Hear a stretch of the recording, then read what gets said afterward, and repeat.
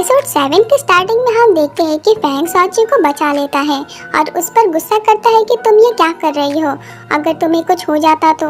लेकिन सॉची फैंग की बात नहीं सुनती है और लेग में पेन होने के बाद भी वो लाइव स्ट्रीमिंग में जाकर बोलती है कि इतना सब होने के बाद भी मेरा मेकअप नहीं उतरा है और आगे की लाइव स्ट्रीमिंग हम जिम में ही कंटिन्यू करेंगे। तो फैंग सॉची को बोलता है कि रुक जाओ और जाकर रेस्ट करो, लेकिन सॉची मना करती है और बोलती है कि अगर मैं रुक गई तो मेरी सारी मेहनत वेस्ट हो जाएगी। फिर सॉची जिम में आती है और लेग्स में पेन होने के बावजूद भी वो एक्सरसाइज करती है और लाइव दिखाती है। तो फैंग भी जिम में आता है और एक्सरसाइज में सॉची का हेल्प करता है, लेकिन एक्सरसाइज करते हुए सॉची फैंग के बहुत क्लोज आ जाती है, जिससे फैंग का हार्ट बीट फास्ट हो जाता है और वो पहली बार सॉची से अट्रैक्ट होने लगता है, जिस वजह से वो सॉची को छोड़ देता है, जिससे सॉची गिरने वाली होती है, लेकिन वो फैंग को साथ में लेकर गिरती है और वीडियो जो कि लाइव होता है, जिससे पूरे ऑफिस में खबर फैल जाती है और वो लोग बात करते हैं कि ये दोनों कितने अच्छे लग रहे हैं, कितने क्यूट लग रहे हैं साथ में। तभी हान आता है और उन सबको डांटता है कि तुम सब क्या कर रहे हो, जाओ अपना काम करो। तो सब कोई चले जाते हैं, लेकिन फिर हान चुपके चुपके उनका वीडियो देखने लगता है और बोलता है कि दोनों एक दूसरे के लिए परफेक्ट है।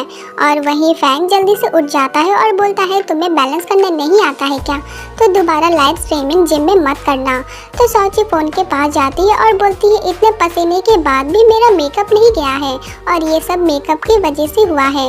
तो फैंग भी सबको सपोर्ट करने के लिए थैंक्स बोलता है और लाइट बंद कर देता है। फिर सॉची अपने लेग को मसाज देने लगती है, तभी फैंग वहाँ आता है और उसके पैर में स्प्रे लगाता है ताकि उसे पेन ना हो, लेकिन सॉची को लगता है कि फैंग उसे फायर कर देगा उसकी गलती के लिए, लेकिन फैंग को बोलता है कि जल्दी घर जाकर आराम करो ताकि कल तुम काम पर आ सको। ये सुनकर सॉची खुशी से नाचने लगती है। फिर नेक्स्ट डे सॉची ओवर टाइम करने लगती है, तभी वहाँ फैंग आता है और बोलता है बहुत टाइम हो गया है, लेकिन तुम अभी भी यही हो। तो सॉची बोलती है मुझे बहुत सारा काम है तो तुम जाओ और मेरा वेट मत करना। तो फैंग चला जाता है, लेकिन वो दीवार के पीछे छुपकर सॉची को देख रहा होता है। तभी हान वहाँ आता है, जिससे फैंग डर जाता है। तो हान बोलता है कि आप यहाँ क्या कर रहे थे। तो फैंग बहाना करता है और बोलता है देखो उस लाइट में काफी डस्ट हो गया है, तो क्लीनिंग वाले को बुलाकर साफ करवा लेना। ये बोलकर वो चला जाता है, लेकिन हान समझ जाता है कि वो छुपकर सॉची को देख रहे थे। फिर नेक्स्ट डे मीटिंग में सॉची सबको बताती है कि कैसे दूसरे कंपनी प्रोडक्ट हमारे कंपनी से आगे है, क्योंकि वो अपने प्रोडक्ट में नेचुरल और हर्बल जैसी चीजें यूज करते हैं, तो हमें भी ऐसे प्रोडक्ट बनाना चाहिए।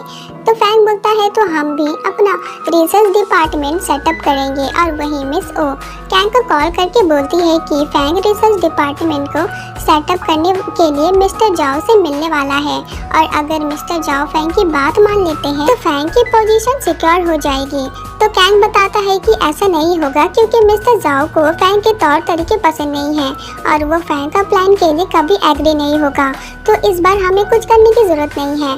फिर नेक्स्ट डे फैंग कॉफी शॉप में मिस्टर जाओ का वेट कर रहा होता है, लेकिन वो उसे मिलने नहीं आता है। तो फैंग हान से पूछता है कि मिस्टर जाओ पार्टी में आने वाले हैं कि नहीं। तो हान बोलता है कि ये कंफर्म है कि वो आने वाले हैं। तो फैंग उस पार्टी में जाकर मिस्टर जाओ को मनाने के बारे में सोचता है, लेकिन पार्टी में जाने के लिए उसे किसी की कंपनी की जरूरत होती है, तो वो अपने साथ सॉची को ले जाने के बारे में सोचता है, लेकिन वो सॉची से डायरेक्टली बोल नहीं पाता है। तो फैंग सॉची को 2 बॉक्स देता है और बोलता है कि इनमें बहुत सारी फाइल्स हैं, तो तुम्हें इन्हें स्टडी करना है। तो सॉची घर आके साबू के साथ स्टडी कर रही होती है, तभी साबू को बॉक्स से एक बहुत ही प्रीटी ड्रेस और हील्स मिलती है और उसमें एक लेटर होता है जिसमें लिखा होता है कि कल पार्टी के लिए रेडी रहना। तो साबू बोलती है कि फैंग तुम्हें अपने साथ पार्टी में ले जाना चाहता है, इसलिए उसने तुम्हें ये ड्रेस दिया है। तो सॉची बोलती है कि वो जरूर मुझसे वहाँ वेटर का काम करवाना चाहता है और मुझे इस खड़ूस फैंग से और भी कोई उम्मीद नहीं है। फिर नेक्स्ट डे फैंग रेडी होकर सॉची का वेट कर रहा होता है। हान बोलता है कि आपको उसे डायरेक्टली पूछना चाहिए था, लेकिन आपने तो एक लेटर दे दिया है। अगर सॉची की जगह मैं होता तो मैं भी नहीं आता। तो फैंग बोलता है अच्छा तो मुझे क्या करना चाहिए था। तो हान फैंग को बताने लगता है कि आपको ऐसा करना चाहिए था, वैसा करना चाहिए था। तभी सॉची रेडी होकर नीचे आती है, तो फैंग की नज़र सॉची से हटता ही नहीं है, क्योंकि वो बहुत ही प्रीटी लग रही थी। लेकिन सोची को हील्स पहनने की आदत नहीं थी, जिस वजह से वो लड़खड़ा जाती है और फैंग सोची को पकड़ लेता है। फिर वो दोनों कार में होते हैं और एक दूसरे को देखते हैं, लेकिन बात नहीं करते हैं। तो हान बोलता है कि मुझे कुछ करना होगा इन दोनों को एक दूसरे से बात करवाने के लिए। तो हान बोलता है कि बॉस, आपको सोची से कुछ बोलना था ना। तो फैंग बोलता है क्या बोलना था। तो हान बोलता है अरे आपको कुछ बोलना था ना। तो फैंग बोलता है कि वहाँ मीटिंग में कुछ गड़बड़ मत करना। फिर वो दोनों पार्टी में जाते हैं। तब फैंग को मिस्टर जाओ देखते हैं। तो फैंग उनसे बात करने के लिए उनके पास जाता है। तो मिस्टर जाओ बोलता है कि मैं जानता हूँ कि तुम यहाँ क्यों आए हो, लेकिन मैं तुमसे इसलिए नहीं मिलना चाहता था क्योंकि मुझे लगता है कि हमारा कंपनी पहले से ही मेकअप प्रोडक्ट में बहुत सारे पैसे खर्च करती है, तो एक न्यू डिपार्टमेंट बनाने की जरूरत नहीं है। और इधर हम देखते हैं कि दो लड़की एक वेटर पर गुस्सा कर रही होती है क्योंकि उस वेटर की वजह से उसकी फ्रेंड का हेल्थ खराब हो गया था। तो सोची ये सब देख रही होती है। तो सोची वहाँ जाती है और वेटर को जाने के लिए बोलती है। तो वो लड़की सोची से ही लड़ने लगती है। तभी वो देखती है कि सोची और उसकी फ्रेंड नैन्सी ने सेम हील्स पहने हैं। तो वो बोलती है तुमने फेक हील्स पहनी है। तो सोची बोलती है कि मिस्टर फ्रैंक मुझे फेक हील्स क्यों देंगे। तो नैन्सी बोलती है क्या ये तुम्हें मिस्टर फ्रैंक ने दिया है। तभी वो दूसरी लड़की बोलती है तुम्हारे और फ्रैंक का क्या रिलेशन है। तो सोची बोलती है कि मैं फ्रैंक की एम्प्लॉय हूँ। ये सुनकर वो लड़की सोची को परेशान करती है और बोलती है कि तुम जैसी नॉर्मल एम्प्लॉय को फ्रैंक लिमिटेड एडिशन का हील्स क्यों देगा, और शायद तुम ये ड्रेस भी रेंट पर लाई हो ना। ये बोलकर वो सोची को धक्का दे देती है। तो सोची अपने पावर यूज करके उसका मुंह बंद कर देती है। तो नैन्सी पूछती है कि क्या हुआ। तो सोची बोलती है शायद ये कुछ ज्यादा ही बोल रही थी इसलिए उसके साथ ऐसा हुआ है। ये सुनकर दूसरी लड़की सोची को फिर से धक्का दे देती है।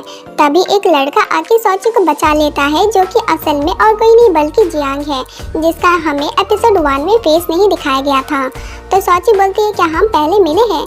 तो जियांग बोलते हैं नहीं हम नहीं मिले हैं। ये बोलकर वो चला जाता है। तो नैन्सी सोची से माफी मांगती है और बोलती है कि मेरी फ्रेंड ऐसी ही है, तो प्लीज आप इसकी बातों का बुरा मत मानना।